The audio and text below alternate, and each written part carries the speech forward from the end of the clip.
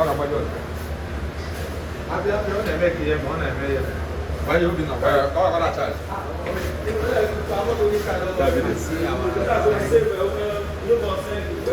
Wáyé kìí sọ ọ́nà ìgbà náà China náà máa mọ́yọ̀ ní ṣàkóso.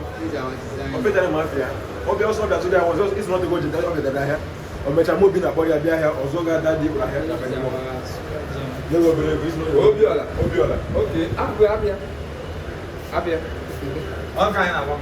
Mba, ọ̀gá yẹn kìí Awe Obiola. Afọ mi agide ekwe afia. Lẹ́gbẹ̀ẹ́ náà gbádùn ìwọ̀n bẹ̀rẹ̀ náà bẹ̀rẹ̀ sí ẹ̀ náà zọ. This place is like a plaza.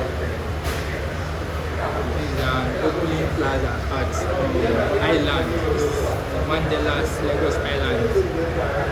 That's where they sell food. So all these things. Wọ́n náà bẹ́ẹ̀ náà fún yẹn wíwọ́ rẹ̀. Títí where you after it will be